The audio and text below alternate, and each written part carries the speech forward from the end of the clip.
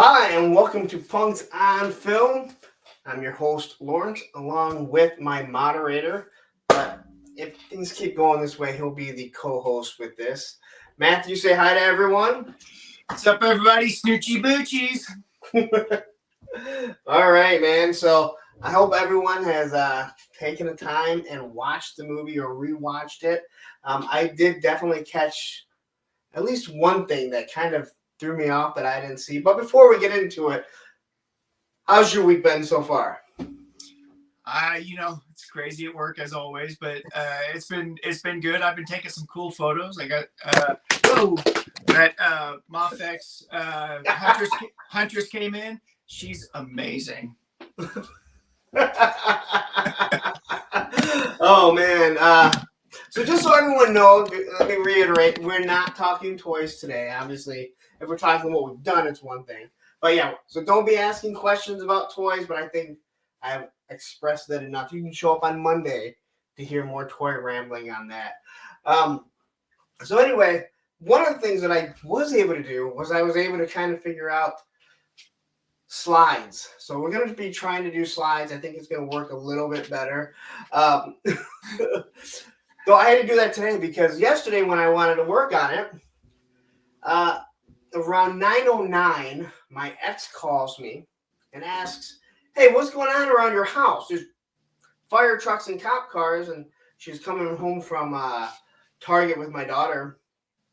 Well, I live in these townhouses, and it turns out that one of the townhouses, we believe they were maybe doing some let's say not legal stuff, and it actually blew up the foundation of the townhouse, and actually cracked the wall between the two townhouses, and it took them 2 hours to put out a very small townhouse, but it was it was unique.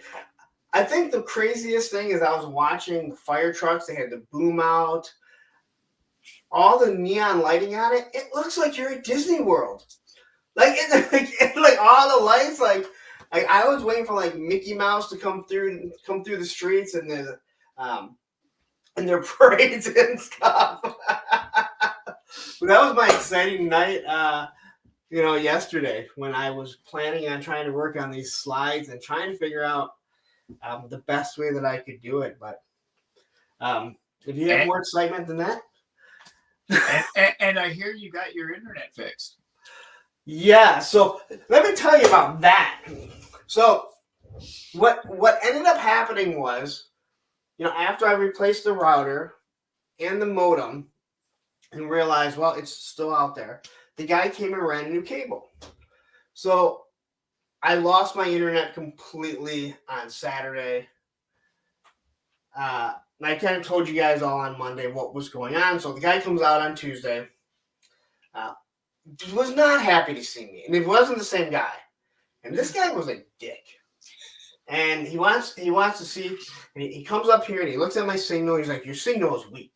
And I'm like, "Okay, well, yeah, I don't have." And then he looks and he goes, "Why do you have the TV set up?" Well, I got rid of TV, but I never had boxes. So they never came in and did anything. But it's the same signal that comes in, so I have this basic TV. And he goes, "You're not even supposed to have this, so I'm taking it off." Like, screw you! Like it's not coming out of your pocket. So he goes to it. He comes in my room. Tests it. It's weak. He goes downstairs to where it's coming in. It's weak. He goes out to the box. Oh, it's weak coming in here. Well, he goes to the cable pole. And the box that sits in, well, I'm assuming when the guy opened it up and everything, there was a leak. And because of all the storms, it filled up with water. Mm-hmm. Hence, you have no cable, no internet, and obviously water damage. Right. The fact that he disconnected my TVs, I'm thinking, I'm just going to go and redo it. Right. Especially, he had no reason to do it other than he's like, "You don't pay for it." Like, really? Like... You write this down as like a speeding ticket, like you get commission for. Oh, but anyway, that's that's it with what's going on with this. Hopefully it works better. Hopefully we don't continue to have the same stuff. Yeah. So quickly, let's say hi to everyone in the chat. PNC is here. And we got David R. Nice to see you. Viper Scout is in the house. And Allison Troy. And Allison, eventually I'm going to call you Skirty Allison.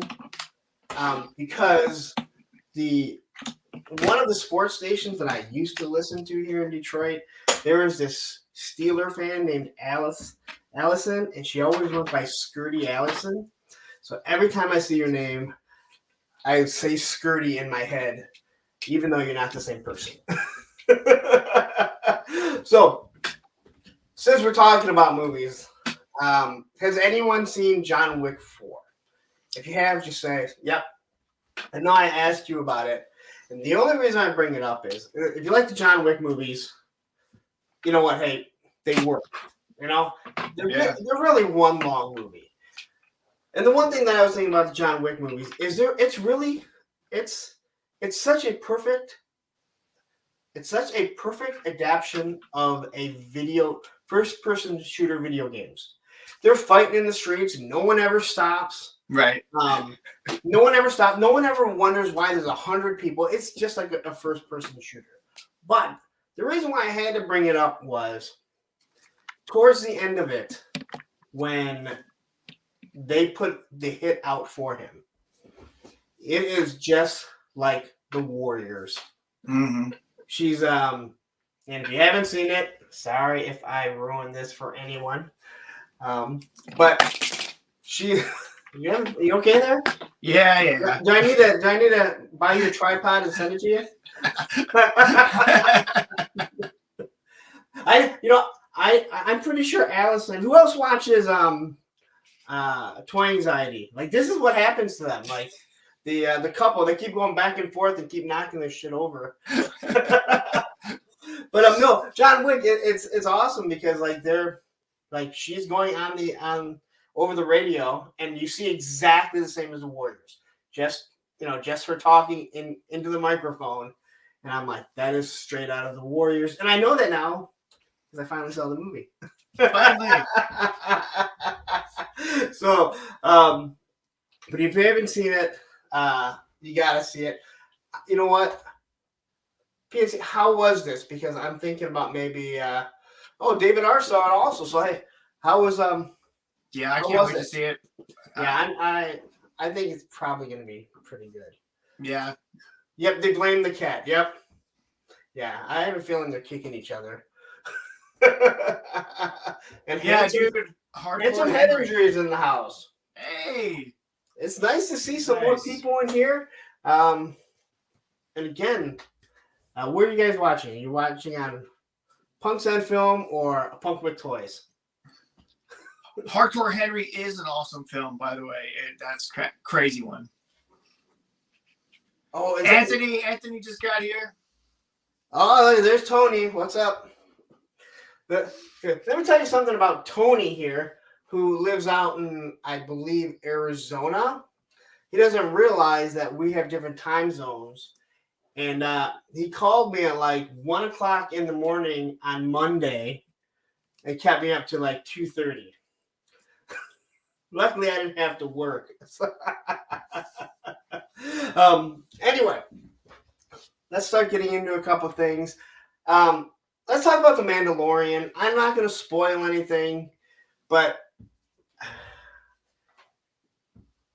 I got to say, I liked the last episode, but it is so dumbed down for children. It really is. It's too dumb for even children. It's for people who are watching on their phones who aren't actually watching, because their dialogue is all exposition. Yeah, it's the first season was so good. The second season was I'm okay with it. Yeah. This season, again, I don't mind it. I do enjoy it, but it is dumbed down for, like, if you've never watched an episode, you've never seen it, and everyone's been talking about this cute little guy that looks like Yoda, who really looks like um, uh, the Mogwai. Yeah, Gizmo.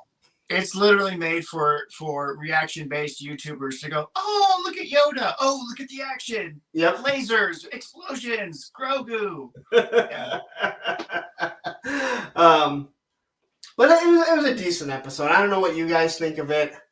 Again, to me, the whole Boba Fett thing now is he's gone. Like he was such a cool character. Yeah, he was such a cool character. And if it was just the Mandalorian and maybe just a few of them, but now it's just like all of them with like you know what they are? The Mandalorians are like every single like each one of them is like a different gang in the Warriors. Different color, like they all got different colors. And then you look at Din Djarin and you're like, that is the perfect sleek outfit. It looks perfect. Yeah, I mean, Disney wanted to, put their version of Boba Fett, their version of Yoda, and so that's what they created it for. And now it's all a merchandising thing, and they don't have many stories to tell because they killed all legacy characters off. And I mean, Boba Fett was ruined in his show, Yeah. No, you know what? I need to do is I need to go check out Mike Zero and see what he tells me is happening next. Because he'll break it down whether or not Kathleen Kennedy is killing it or. Got the flash drive right here from Lucasfilm parking lot, right here. All the data's right here, guys. I've got it. So let's transition from The Mandalorian to another space odyssey. I know you and I both like, and I'm not going to spoil anything, but I've been saying it. I think you agree with me. Picard season 3. We act like 1 and 2 didn't happen. Yep. Is so much better than The Mandalorian. Oh, yeah. By far. And when you see those characters, now that they've all been reunited, yep, you can actually see people that saw themselves as a family in real life. Because their chemistry on screen is so amazing. And it's not just Picard and Riker, where it's every single one of them. When they get on screen together, you're just like, those people really like each other, and they know the character. Yeah, no, the scenes in this one, they were really good scenes between the original cast members, and they got everybody back together for one scene, which is something Star Wars has never done and can never do again. Yep. J.J. Abrams blew it on that one. Because that's what everybody wanted to see in a meaningful way, not a fan service way necessarily, but it is fan service when you bring people together in a meaningful way. Yeah, and I got with Picard, in my opinion, nothing has really seemed forced. Like all their interactions, like with the characters, it's all worked. Like you haven't been like, well, they really forced that Data and Geordi together. You just like, you know what? This works. You feel this heartfelt moment. Yeah, Jar Jar Abrams. I've been saying that for years, man. He is the destroyer of franchises. The biggest claim to fame he ever had was he was Steven Spielberg's babysitter. It was, and my cousin can back this up. When they first announced that they were doing a sequel trilogy, and I said, not that I hate J.J. Abrams. I think he does a good job. I like the Star Trek movies. I really do. But you know what? but to me, they're not part of the Star Trek franchise. Right. Or they're not part of that Star Trek timeline. So you can do something different with it. But I said from the beginning, I said, Jon Favreau, he should have been the one that was put in charge of doing the trilogy. Because when you look at the Iron Man movies, he put his stamp on it that it's his movie, but he also kept it in the lore of Marvel, and he did such a marvelous job. And then when you start looking at the other movies that he's done, and then when he gets The Mandalorian, and you're going, this is what I said. Yep. It would have been so much better, in my opinion, with him. But, hey, that's just my opinion. Yeah, but before studio interference from that one producer that everybody knows about. unfortunately, the same thing's going to happen with Star Trek because Alex Kurtzman completely gave control over to Metalis, and Metalis ran with it. Kurtzman had nothing to do with season 3 of Picard. Everybody loves it. Kurtzman's going to take credit for it and try to build another couple franchises off of it, and it's just going to go back to the way it was. Yeah, I'm not a fan of Discovery. No. But what's the other one they did? Well, they've got Discovery and Strange New Worlds. But see, everyone in Strange New Worlds, I'm just like, I like this. Because him as Pike really works. But again, we'll see. Yeah. Yeah. Let's see here. But Kurtzman was an Abrams acolyte, so yeah, his Star Trek movies are better Star Wars movies than Star Wars. Well, that's why he made them, by the way. He made them because he was selling himself to Star Wars. And if you look in the Starfleet uniforms are straight up Imperial uniforms. Yep. And this is probably gonna be an unpopular opinion when I say this. But because I'm not a big fan of the Guardians of the Galaxy movies. I'm not a big fan, and I'm not a big fan of James Gunn. I think he is going to hurt DC. Oh, he will. I don't want to say he's going to hurt DC because DC's already hurt. Now, with that said, Peacemaker was awesome. Peacemaker was awesome. I enjoyed that. But they spent all this time, Warner Brothers, trying to piece back what they're doing, and then he just says, "Oh, we're done. We're starting all over." And it's like, you should have done this before. You wasted everyone's time, doing everything that you did, because you were finally getting to a point where it's like, all right, cool. You know what? If I'm going to get to see Superman take on Black Adam, awesome. I'm going to get to see Michael Keaton come back. And the one guy you should have fired, Ezra Miller, you didn't. Yep. Well, James Gunn, I think, is really good at writing the quirky, multicast, interplay dynamic with the rogue outcast type of characters. I think he's good at that. If he's going to build up DC, he needs to build up Batman and Superman and Wonder Woman. And I don't know that he knows to write anybody who's not one of those quirky characters. He can't write a hopeful character like Superman. He can't write the brilliant detective that is Batman. He can't write the powerful woman that Wonder Woman should be. And that worries me because no one's been able to grasp. And again, I don't understand how. Again, it's like doing a G.I. Joe movie. It's already there. You read the comics, and you just take them out of being in Vietnam.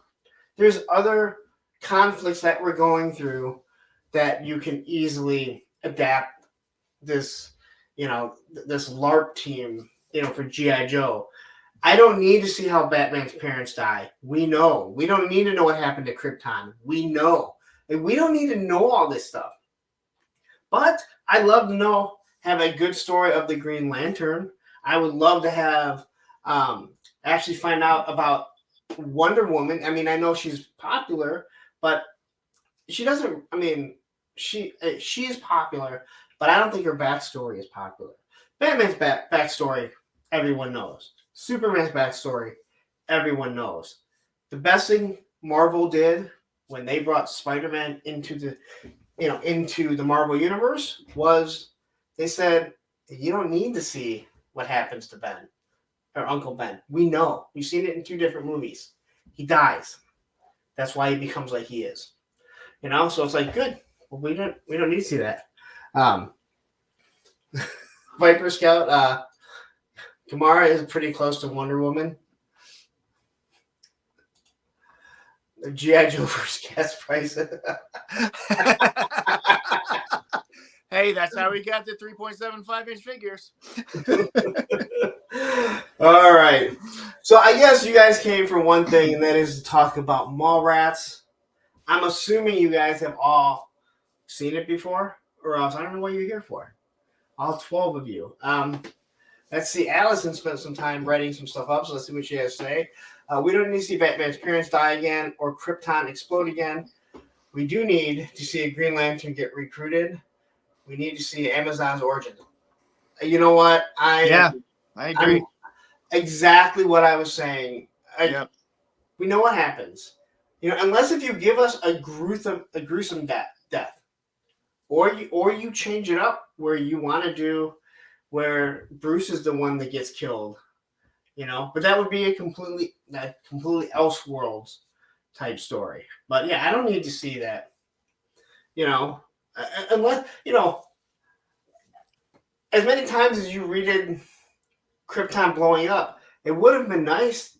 And I don't know, maybe I'm, um, uh, and then I got time for you today. um, uh, Maybe they should have shown how they actually sent Kara along first. Like explain that how she's technically older, than Clark. But other than that, like I said, we don't need to see it. So anyway, Mallrats is what we're here to talk about. And the very first movie in the View Askew universe timeline wise. So it is.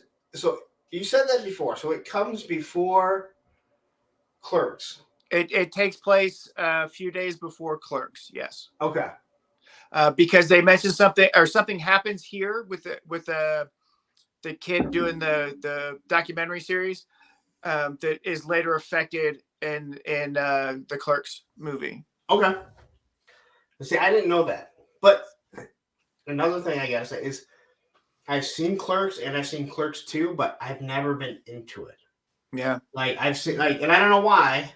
It's kind of like another movie we were talking about today. I can't believe that. That crushes my heart. I've never seen any of the Indiana Joneses. I pretty much know what happens, but they never interest me, so I've never sat down and watched them. Raiders of the Lost Ark is probably a perfect film. I mean, it is a perfect film. So at least that one is worth a watch, in my opinion. Hey, I'm not saying that any of them aren't. They just never interest me. So I've never taken the time to sit down and watch them, which, again, is kind of shocking when everything else that I've watched over the years. So, all right, so let's talk Mallrats. And you got to pardon and just excuse the pictures that I got here because unfortunately there's not a lot of high resolution pictures of Mallrats that you can find.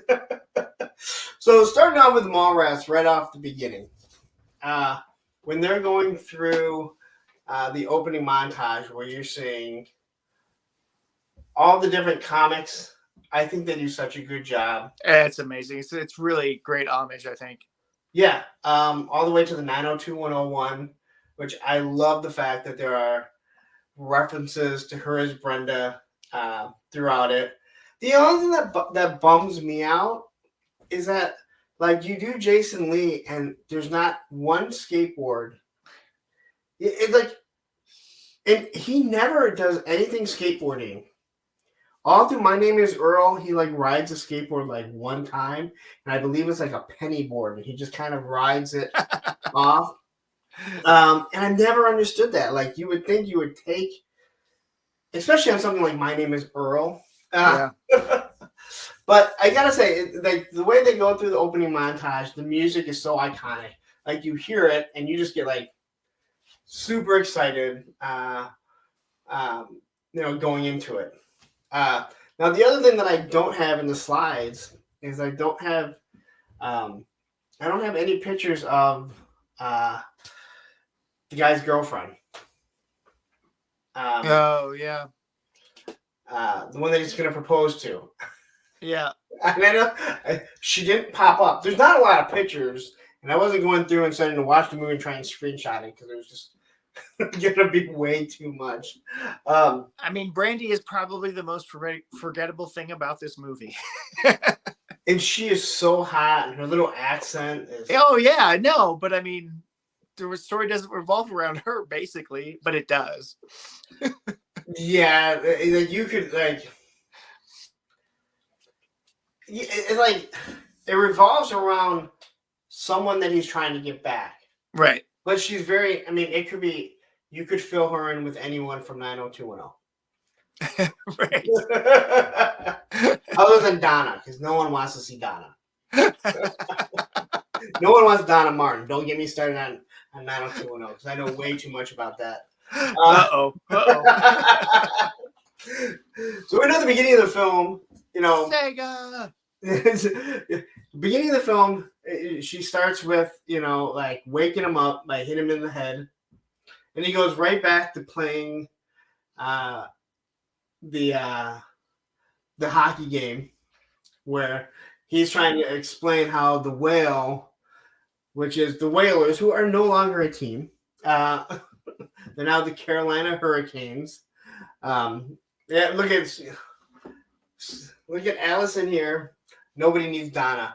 Listen, the episode where Donna Martin graduates, where they're out like protesting for Donna. See, again, this is where we're gonna go off the rails, but when they're all saying like if Donna Martin doesn't graduate, like none of us do.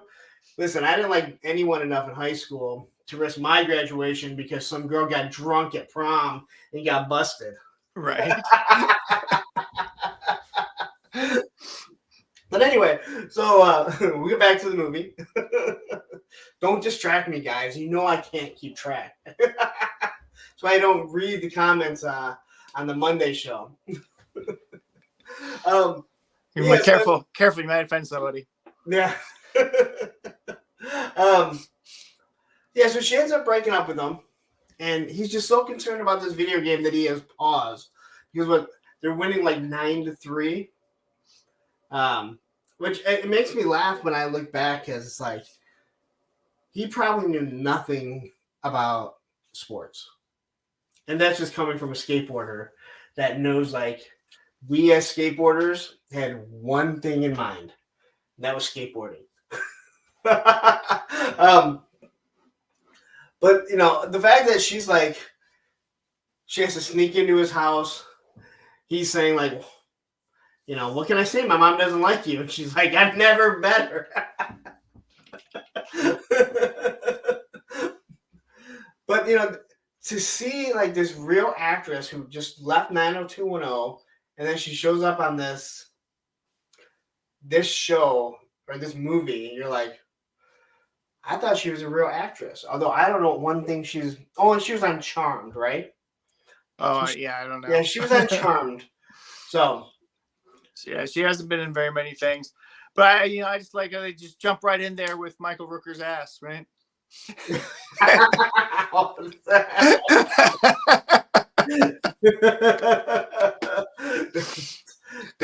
Yes, that is a scene that you cannot ever forget. And then when you think of everything he's gone on to do, exactly, yeah. So then we get to a Brody what the hell is the guy's name? It's Brody and TS. TS shows up and he's like, he has it hung on the wall over getting dumped, which always makes me laugh because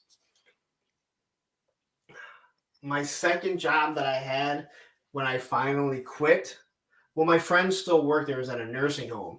So I would go, I quit. I finally just like no-showed. I put my 2 weeks in or 3 weeks. I just couldn't stand working with the lady anymore. So I just didn't show up. and I had good friends that still worked there, but I would go up there right before they were getting done. And the manager found out that I was coming up there. And she sent me a letter stating that I am not allowed to be on the premises for this. And I had it hung on my wall. And my buddy that works there came in and like, hey, look what Eileen sent me. And I did it because of this stupid movie.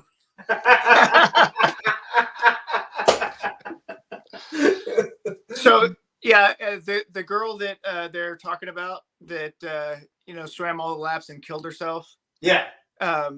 That's the girl's funeral they went to in Clerks. Okay. All right. Okay. I think I remember kind of hearing something about I kind of remember hearing something about that. Yeah. So yeah, so all right, so this is first, and then obviously Clerks comes next. And the way that she describes it about her ass being so fat, and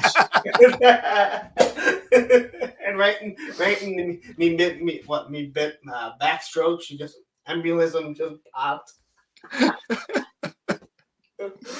So serious, so dramatic. When TS is here and he's like reading through everything, and this is the part where he's like, "You ever fart in front of her?" And he was like, "No, why?" He's like, "I never farted in front of her, and then when I did, she dumps me this week." And he's like, "I don't think she's that shallow." He's like, "She was going down on me, man. I was relaxed." And then he continued to talk. He's like, "I think we figured out like what happened with you." Yeah, right. But like watching how he is, and again, all of us know this because we're all collectors. When he's like talking about the comics and how like don't touch them. I tried teaching you how to handle comics. Yep. We've had so many people come in our houses. I guarantee you it. And want to go and touch something like, whoa. Oh, hey, don't. Whoa. You know how much that thing is worth? Or when someone goes, oh, can I go touch it? And like, no, you can't. No. You can play with that one over there. Yeah, right. That one there, that thumb, it's already cracked and about to come off. So anyway. So I always found that hilarious. Like when he's just talking, and again, as a man, you can think like, what would happen? And then he used a new vocabulary word for me at the time when I saw this was the word callow, and I started using that like in everything. That is awesome. All right, so let's see what I got next here. All right, so of course, then he tells them, I think that most of these are in order. You start to forget. So they go to the mall, which is obviously, where we all hung out. And now, if you haven't seen, do you know what the middle guy's name is?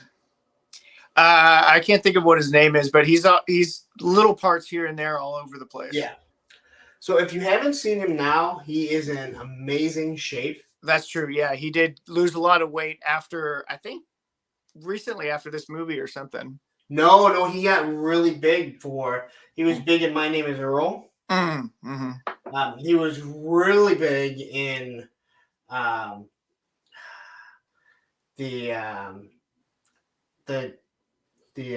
Bad Germans movie. Oh yeah. American History X. Nathan Serpley, or Ethan Serpley, not Nathan. Anthony, you're always fucking wrong. He pulled it back. He deleted it. But I don't know what his name was in this. But the whole thing, you can see all the stains on him, and he's looking for this sailboat.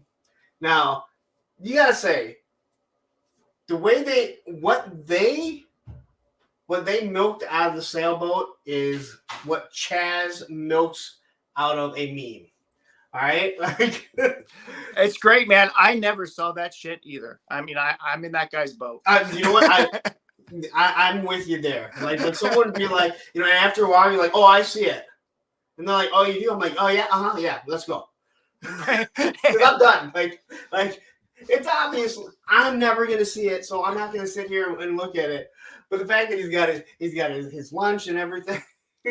But I love the payoff at the end too. It's no, you dumb bitch! It's a schooner. A scooter is a sailboat. Oh, that's another thing. Okay, another thing that I forgot to mention is that if it would have dawned on me, and when I said something to Matthew, he was like, "I just thought about it too." We didn't even think about it that this is the week of Easter, and this is an actual Easter movie. Yeah. So, if anyone was thinking that this was planned this way, it was not, or else I would have been patting myself on the back, like Viper Island, when you get something right. But broken clock strikes twice a day. Exactly. But the amount of stuff they get out of this, from the uh, when the kids show up and they're like, "It's a schooner." He's like, "No, you dumb shit." It's a sailboat. Nobody yells at him that that person over there, it's not the Easter Bunny, it's just a man in a suit. Yo. Oh, there it is. Yeah, no problem. All right, making the plan with the boys. All right, so this part, like, okay. The thing that always gets me is how many times you're told, don't knock on a window when there's an animal in there. A dog or a cat. Like, but this is, even though I knew who. I'm sorry. Hey, but you missed a great line, though. I love the smell of commerce in the morning. And you know, I was hoping I could find that one, because that's when he first meets the dickhead Ben. Yeah. Well, Allison, yes, swiper, no swiping. And I want, listen, that whole swiper thing came from Articulated Chad talking with Carson from 3D Joe's. Yep. It's Carson, and I want to give him credit because Viper Island doesn't. I mean, Swiper Island doesn't. I busted out laughing when Carson said that. Yeah, because you sent me, like, you messaged me like, holy crap. I'm like, I'm not watching it right now. So here's when you first meet, Jay and Silent Bob. And when he does the Wolverine attack and he explains it, it's Snickety snick. What? Snickety snick. He's like, and while he's explaining to TS what he's doing, I love the fact that he's narrating it as he's doing it. Like, he's not even like, it doesn't end and then he explains it. And just so you know, Disney, Star Wars, this is how you narrate something that someone is doing to not make it seem so dumbed down. Right? Right. But this is where you find out they have a plan already to take it down. But TS, who just thinks like, yeah, I'm not even going to try and stop them because they're a bunch of idiots and they're not going to be able to. This will never happen. Let him try. It's yeah. okay. And the fact that they have it all planned out is absolutely awesome. And I just have to say, listen, just thinking about the slides that I have, and actually you haven't even seen the slides. This is how I prep for things. You guys are blind. I know there's a lot within the movie that we're going to end up kind of missing. And I have a feeling the slides might be out of place. So I think this may be one of the lines other than what's in the box, because every time I see a box, I think most of us what's in the box? Yeah. But imitating that kid is on the escalator again. Yeah, the escalator. Or anything that I see again, it's like I'm imitating it all over. But this is where we get the whole thing where we find out this 15-year-old is doing a study about sleeping with different men who, I don't know why, even as an 18-year-old, it didn't dawn on me like, that is just wrong. Right? like this is wrong on so many levels. But when she's going through the whole, like, when he goes down on me, this is what I do. When I go down on him, this is what I do. And when she talks about, like, how now this is when he's angry because of this is what he's okay. So what? Yeah. Again, it's hard to find everything. Again, we're gonna get better at this as we go along. So yeah, this is where he's run into Brenda, with Ben Affleck. And I'm sorry, sometimes you just can't remember their names. But you know who Brenda is.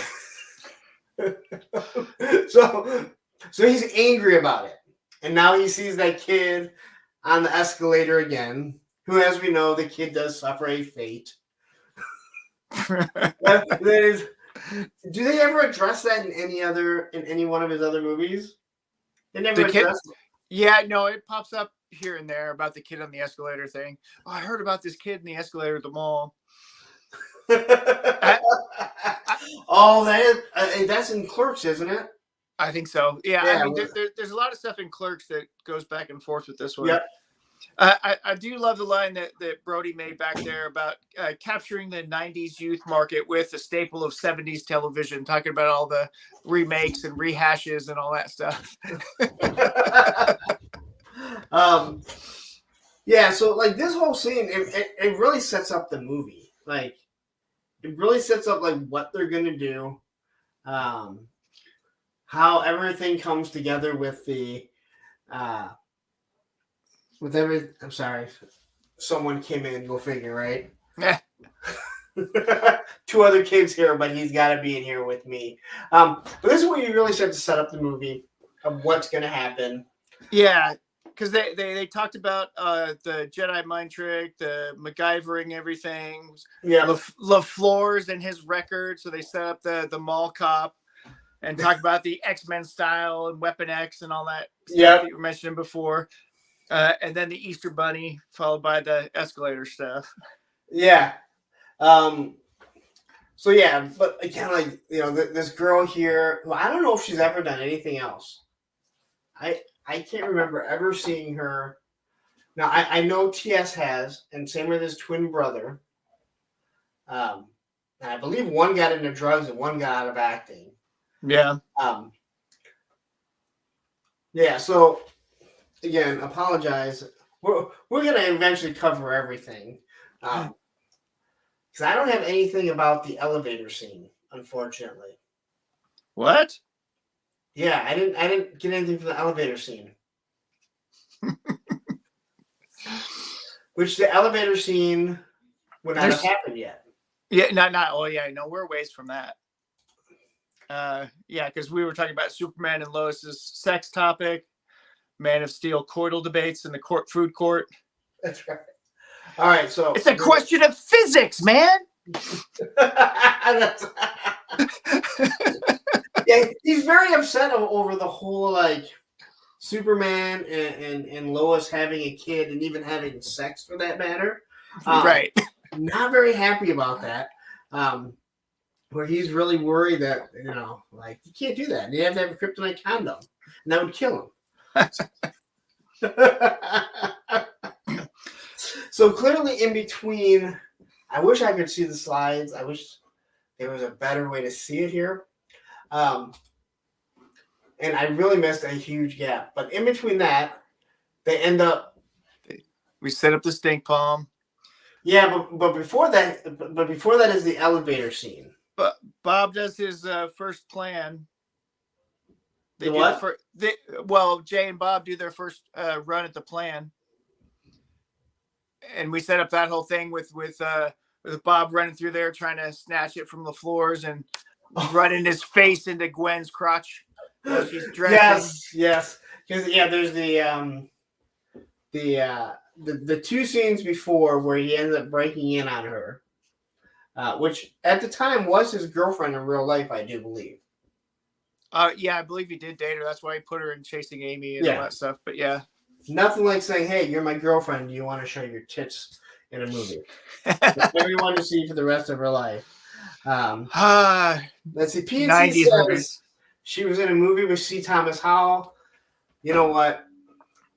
Oh, that's... Thomas Howell is going to have to show up in some of these movies, considering he did Tank. He was in Tank. He was in Soul Man. And he was in Red Dawn. All right, we all know Soul Man, right? You guys all remember Soul Man? Yeah. Too many tanning pills, so you get a scholarship. That movie would not fly today. and then I do think that Trish the Dish there coined the term Borgasm at that point too. Oh yeah. Okay, so in between this and I guess the stink palm.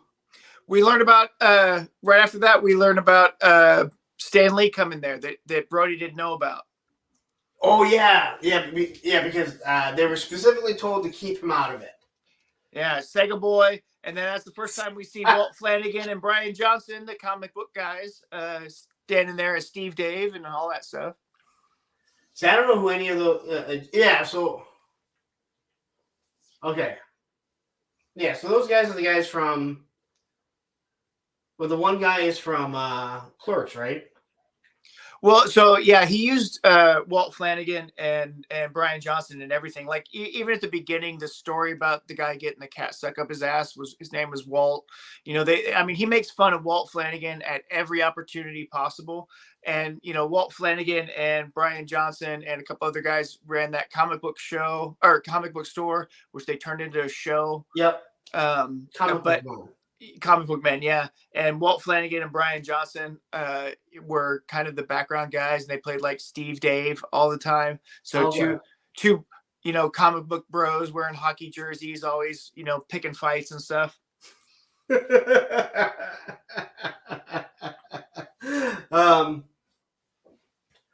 Yeah, so in between that and again, I don't want to pull anything. Hold on, if I pull things up, I can kind of see what I have. Just not the order. And we're just getting to the point where the kid gets caught by the escalator. Yeah, so the kid gets caught by the escalator.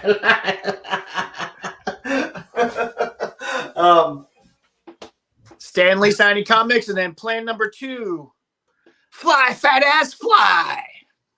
Yes, and that's when he smashes through. That's the second time. And this is when we actually get to see her tits. Yes. And he's got the Batman mask on, and then he looks up. She smacks him in the head and knocks him out. And they show the poster. So when we see the other side of it, it's got this movie poster, and there's a woman with her legs spread out, and and Silent Bob's head's right in the middle of her crotch. All right. Again, I don't want to leave stuff out, but there's so much. Again, there's so much to talk about and so much just to discuss here.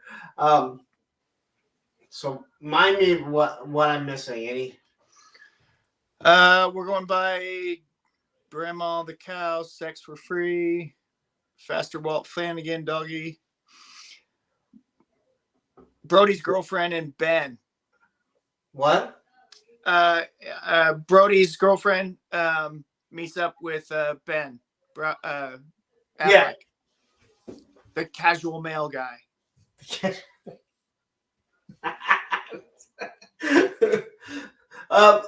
Okay, so yeah, they go through all that. That's when they have coitus in the that's sex in the elevator right in the there. elevator. Yep. And she tells him he forgot to give me something he needed to give me a long time ago. Too little, too late. Yes. You said it was a good size. Not the effort. When someone tells you it's a good size. Meant the effort, you idiot.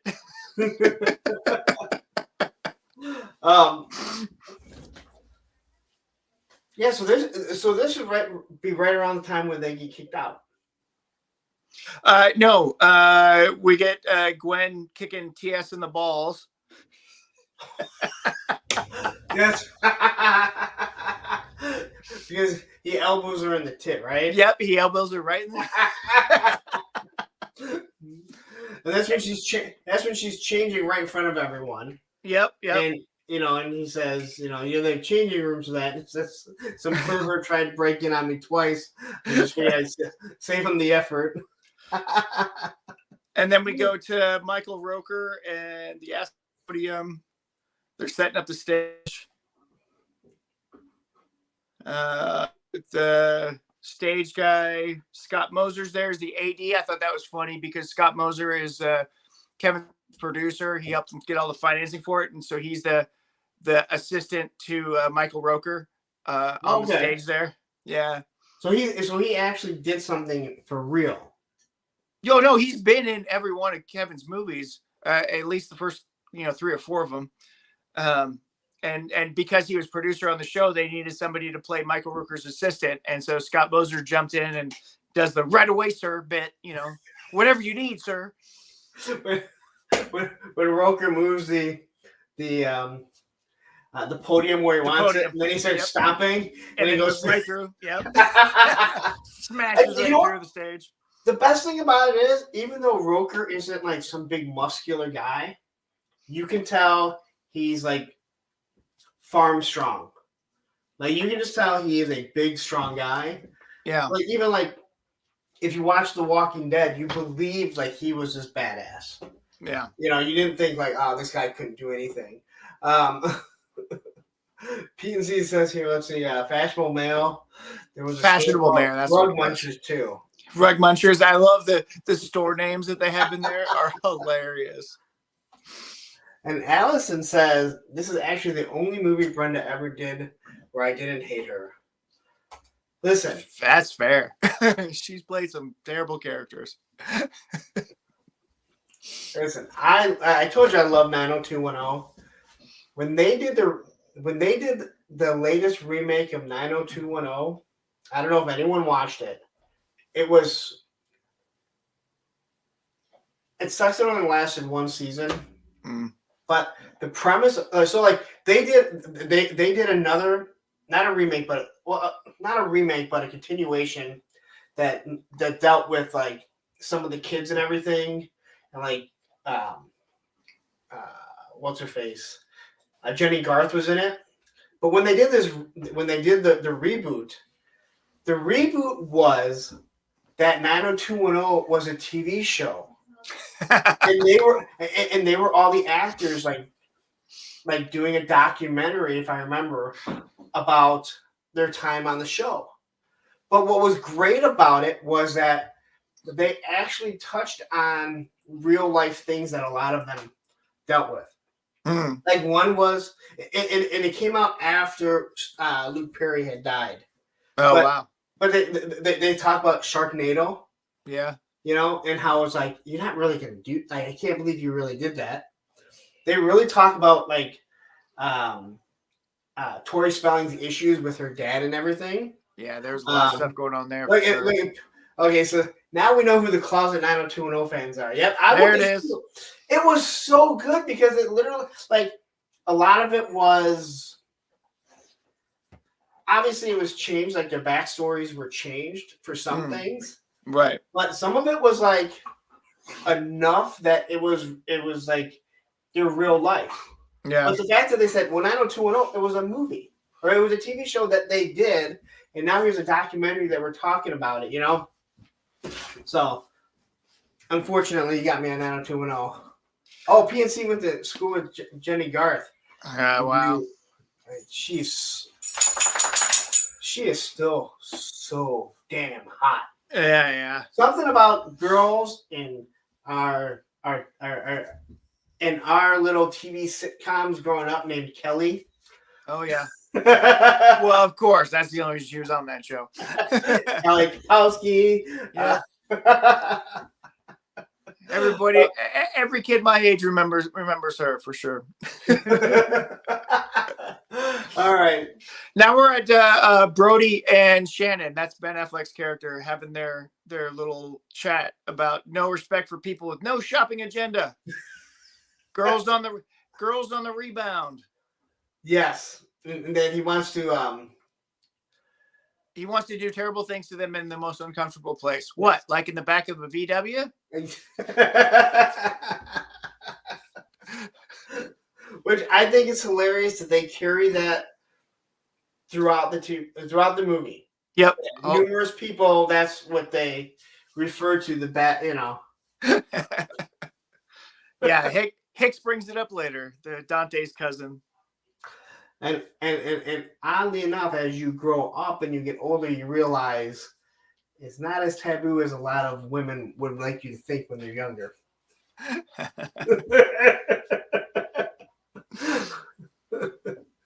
All right.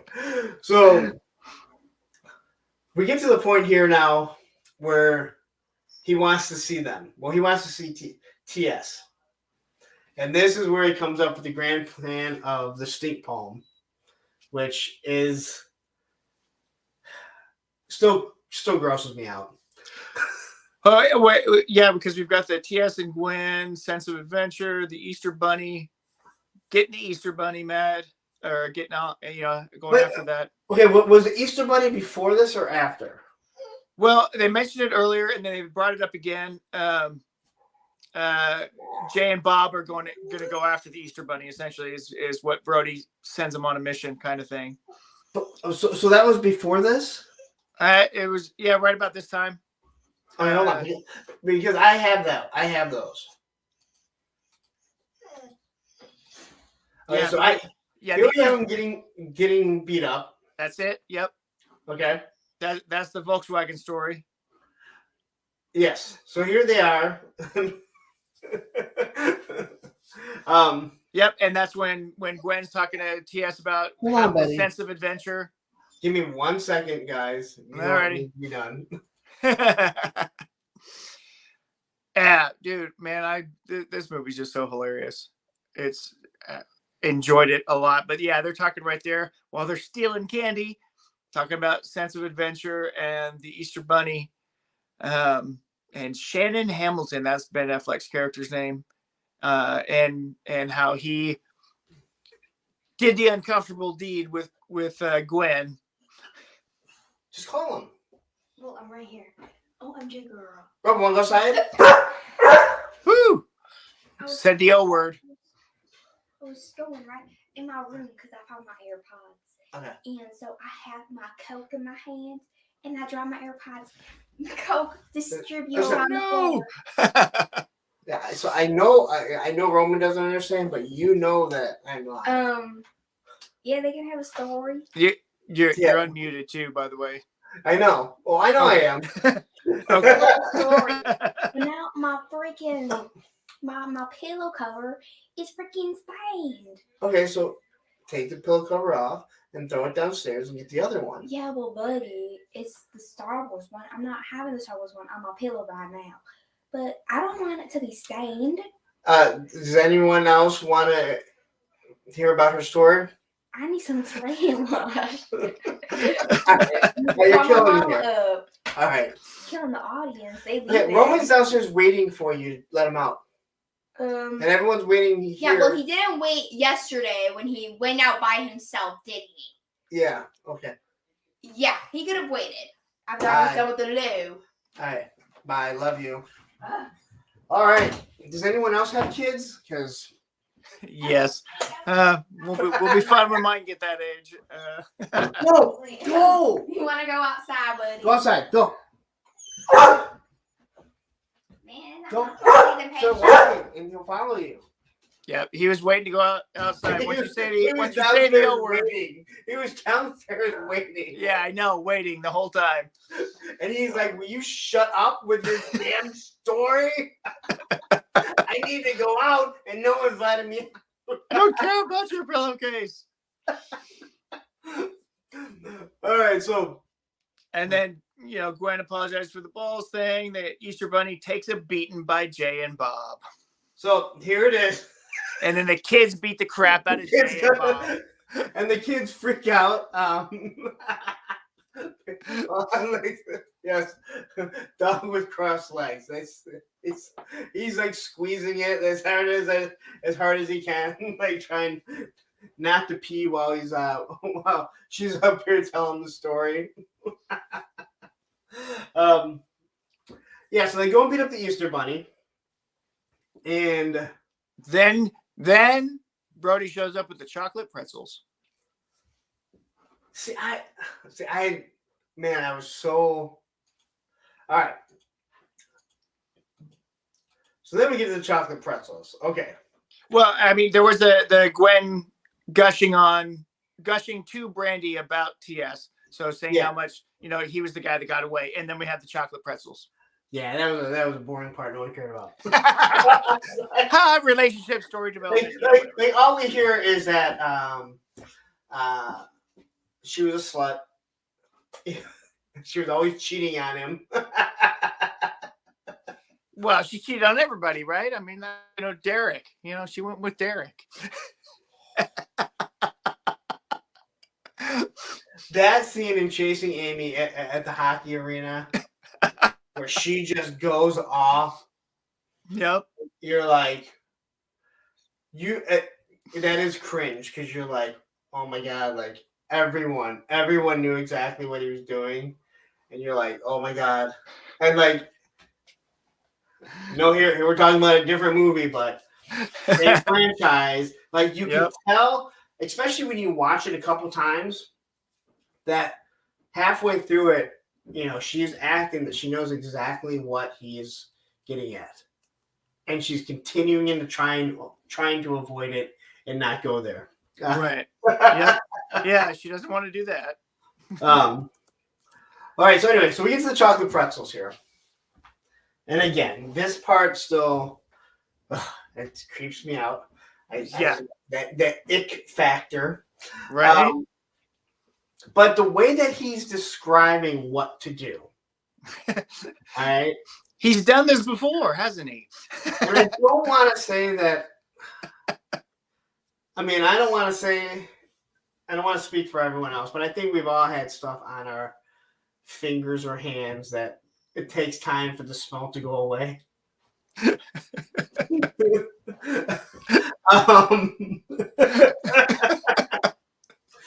So I think we all know what he's doing, or where he's going with it. But when he's eating, when he's showing the whole thing, and when he's explaining, and yet he's still doing it, and TS is like, he's like, do you know how you look? And he's like, yeah, I probably look like my old man.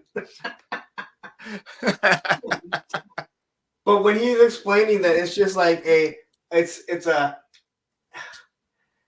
just a small price to pay for what you're going to do to someone else. We've all been there. Like, I'm not saying with this, but we've all been there where it's like, yeah, if I do it because, and I know that I did it, but I'm going to do it to someone else, it's okay. Like, we're willing to make that sacrifice. So I think most of us have been here where, yeah. PNC, come on, man. and when TC leaves to go see Michael Roker, and he smells his hand, and he's like, high five. First thing Buddy does is he high fives him. And when you watch how much he's like moving his hand and then his ring, it's so gross. So it's getting on everything. And here's the thing with me, and this bothers me to this day. I do not like having things on my face or like dirty. So when he's reaching in there, and this is like with the mustache, like when I eat pizza, all the pizza sauce gets in it. I wipe my face so much, even though I'm about to take another bite, it drives me nuts. Yeah. But I also can't shave this, or else I look like I'm 12. So. The only reason I have this, but now it's turning gray, so I'm like, ah, crap. Yeah, well, half of it's gray, half of it's still black, I think. Allison says here, the first time I got acrylic nails, no one warned me to be extra careful washing my hands. Oh. Okay. There, where my ex and I used to live, before my son was born, there was a lady, and she had nails that must have been 4 or 5 feet long, and they just curled. And I had this customer at a gas station I worked at. Same thing. I was like, "What the hell?" Yeah, and like we'd see her coming in, and it was always like, "How does she wipe?" Right. It's and like when you would see the nail, they were done really nicely. Right. So they weren't just long because she was like disgusting. They were They were nicely done, but like, how do you do anything? Right. And as a woman, you are constantly wiping everything every time, right? So maybe I don't know. We live in an apartment, so there were no bidets. Because I didn't have one. Gotta live in the hoity-toity neighborhoods for that. Yeah. Yeah. So there he is with the father. And did we know before this that they were like neighbors? Well, I mean, they were all kind of in the same town, so I mean, Yeah. I just didn't know if there was like because this is where they find out that they're neighbors. yeah. Well, I love the fact because he's fondling the ring, and then he says, yeah, I graduated cum laude. Yeah. He says, cum laude. What's up, Roman? Say hi. Hi. Hi. Go sit down. Hi. No, there's 2 other people here. You can go bother. I know. But you already went out. Don't you dare. You just went out. I know. So go lay down. All right? Go lay down. Oh, that's like my dogs. God, man. Here it is, man. So I guess I don't do a solo show on Monday. I really do one with this little guy. Yeah, that's your co-host. Roman's your co-host. But yeah, when he's going through and he's just smearing it all on him. Just getting it all in there. Now, the one thing that doesn't ever make any sense is how the fact that he doesn't smell it at all. He never ends up smelling it. Yeah, I don't. That doesn't compute. But whatever. When he's like licking his hand and he's because remember he said you want the chocolate pretzel and he slapped one right in his hand and he rubs that chocolate pretzel all over his hand. And he uses the word exquisite. Oh yeah, exquisite. So he's licking his hand from all the chocolate that's on it. Ugh, who does that? So this is the point where they get arrested, which security guards are not allowed to arrest you, but whatever. You know what? It's a movie. You know, there was one part that I wanted to mention that it never really dawned on me until I was watching it again, and that is when she's at the register after buying all the underwear or the lingerie, and they're talking about what was going on, and the cashier, you hear the music come. And then she runs away crying. And I'm like, that was when I watched it again, I'm like, that's something straight out of Airplane. Yeah. That'd be something straight out of Airplane that they would have done. Yep. It had no purpose at all other than just 30 years later, someone will watch and go, that part's funny. Seriously, they get arrested, kicked out. Yep. And then So this is where the old Brenda scene comes, because she runs over to them there's a funny line in there too.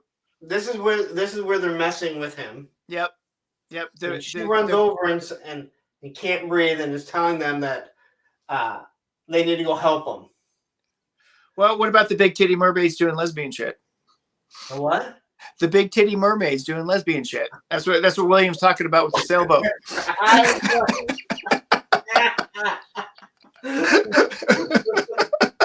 Wow.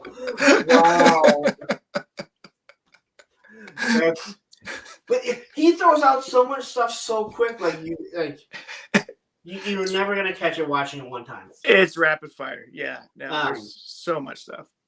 So this is when they run away, and she looks, and she's like, "Oh, a sailboat." And probably the most unexpected line of the movie was him looking over and just going, "Brenda?" Yeah. And then her hitting him and calling him a dick and just leaving. And every time I see it, again, there's the first few times you watch it, and you're like, did he really just say that? And again, in one of those ways, you could think this guy's been looking at the sailboat for days. He looks over, sees some brunette, and just thinks it looks like Brenda. Right? Yeah. Technically could work when you think about it. So here's where I had everything kind of messed up. Easter Bunny. So then we get to where things get really unrealistic. Jay, the son of Jor-El, kneel before Zod. Snoochie boochies. So they're chasing after Jay, and then Silent Bob just goes running right by them. Yeah. That fat man can fly, can't he? And then they go down the corridor. Yet somehow they were so far ahead that these guys, they were able to walk back, look, see where they're at. And that's where the whole Batman thing comes. And again, it didn't matter to me. I thought it was hilarious because I think at this point we realized like this is not a serious comedy. Well, yeah. It's got some fantasy to it, obviously, because we've got Batman here. But again, when you think about it, the only other movie that he had done is Clerks. Yeah. Which literally sits inside of a convenience store the whole time. Yeah. 16mm film. Yeah, he hadn't done nobody anything. knew like what he was going to do. Yeah. And I don't believe Chasing Amy is like that. Chasing Amy, I don't think had anything like that. No, Chasing Amy's very grounded, Yeah, but then when you get to Dogma, it's angels completely different. Now it's fantasy. Yep. Then when you find out who God is, you're like, God doesn't even know what ironic is. Isn't it ironic? Because I don't know if you guys know this, but that whole song that Alanis Morissette sings, "Ironic," is nothing's ironic. Nothing's ironic. It's all bad luck, right? I once heard that thing on the radio, and I was like, "Holy crap! Nothing is ironic." Isn't it ironic? Thing about is just bad luck. Isn't it ironic that her song about irony isn't have any irony in it? That. And I always tell people that they look at me and they're like, "You took it too literally." I'm like, "No, like, listen to the song. Yeah, everything is just bad luck." All right, let's see. Allison here is jumping in on it. It is though. Hear me out. What's more ironic than making a song ironic where nothing in it is ironic? Exactly. Exactly. Man, you just said it. I feel like Allison was typing that and was like about to hit send when you said it, and she's just like, "Fuck it, I'm sending it anyway." How many times have you done that on a stream where like you type something out and then they just said it and you're like, "I spent too much time typing this out." Boom. You know what? I did that just on a work meeting today as I typed something out and hit send so everybody saw it, and then the host said the exact same thing. Yeah. What is ironic is that she typed that out and sent it out right as you finished saying it. Right, exactly.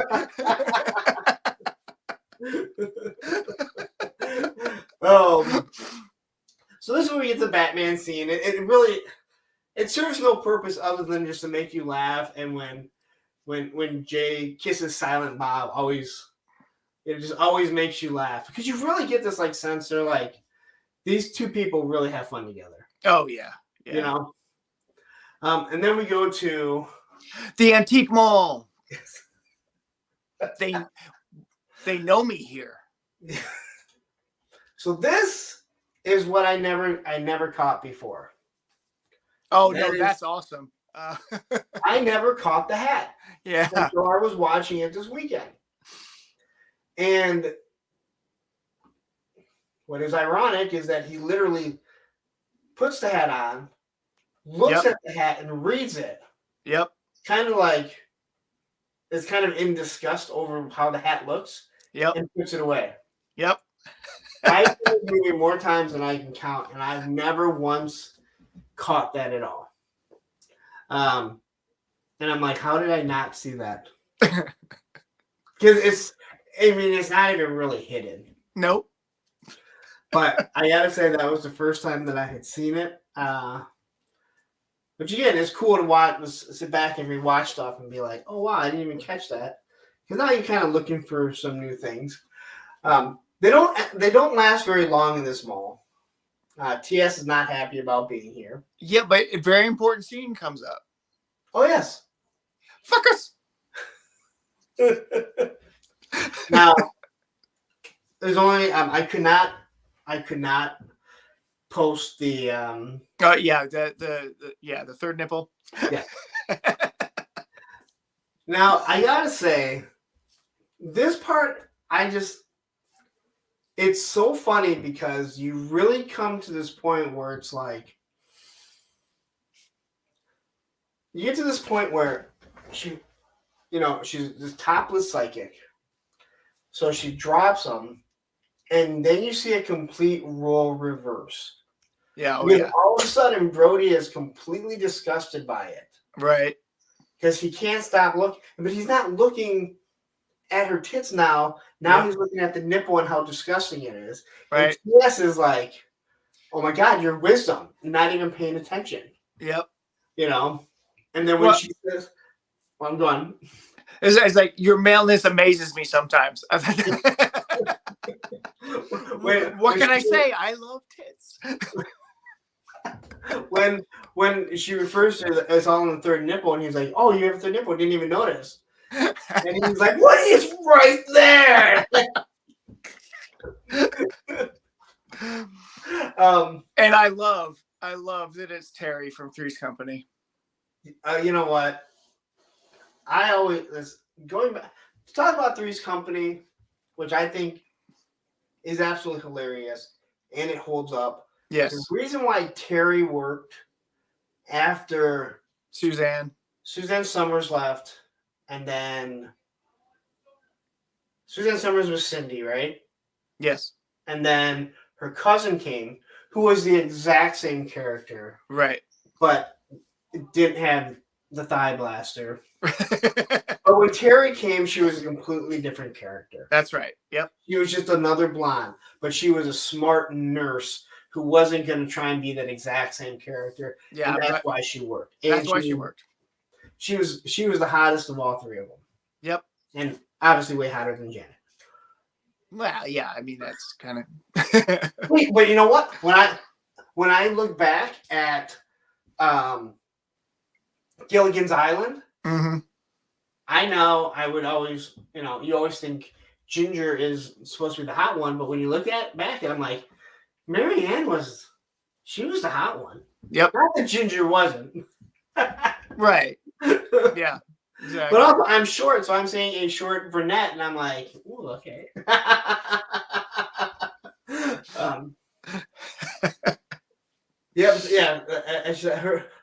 Her cousin was trying to be Chrissy. Terry was smart and kind of klutzy, different. Yeah, she was kind of klutzy, but wasn't ditzy. Right. Yeah. But then you had Jack, who was completely klutz. Yep. And of course Larry, who was I always had to like anyone named Larry. Just, like growing up as a Matthew, there was a Matthew in every single TV show. But when you find a Larry or Lawrence, you have to like that. And anyone that goes to the Regal Beagle. Gotta love the Regal Beagle. So there's a Regal Beagle here in Dallas where I live. And for a short set of time, the church that I went to rented out the Regal Beagle for Sunday morning services. So we held church at the Regal Beagle.